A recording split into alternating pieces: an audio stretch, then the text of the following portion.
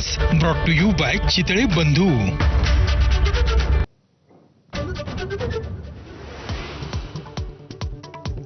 मुख्यमंत्री फडणवीसांविषयी जरांगेंची पुन्हा पातळी सोडून टीका। शिंदेंना चांगला माणूस असल्याचं प्रमाणपत्र देताना फडणवीसांविषयी अनुद्गार।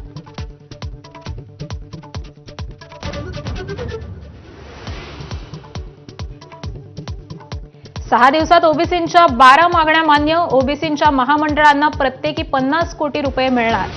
नागपूरमध्ये सुरू असलेलं ओबीसींचं साखळी उपोषण समाप्त।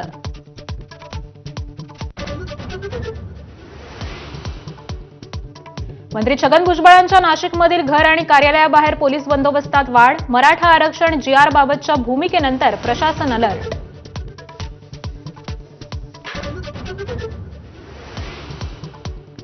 उद्योगपती गौतम अदानींनी घेतली शरद पवारांची भेट। सिल्वर ओकवरील भेटीचं कारण गुलदस्त्यात।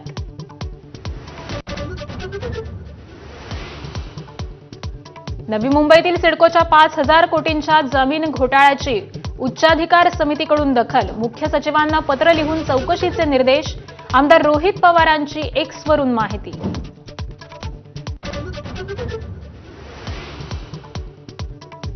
सिंधुदुर्गात भाजपचे निर्णय नारायण राणे घेतात। जिल्हाध्यक्षांच्या पत्राला किंमत देत नाही।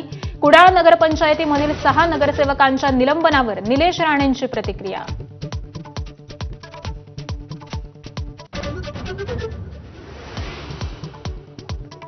पंतप्रधान मोदींनी गणेशोत्सवामध्येच आणली दिवाळी। जीएसटीचे 5 आणि 18 असे दोनच दर राहणार। 12 आणि 28% दर 22 सप्टेंबर पासून रद्द होणार।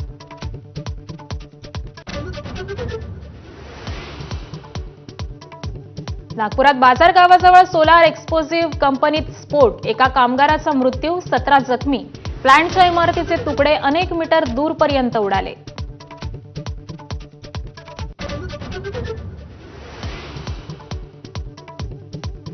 कर्जतमध्ये धर्मावर आधारित टाउनशिप उभी राहत असल्याच्या तक्रारीची मानवाधिकार आयोगाकडून दखल। सरकारकडे अहवाल मागितला।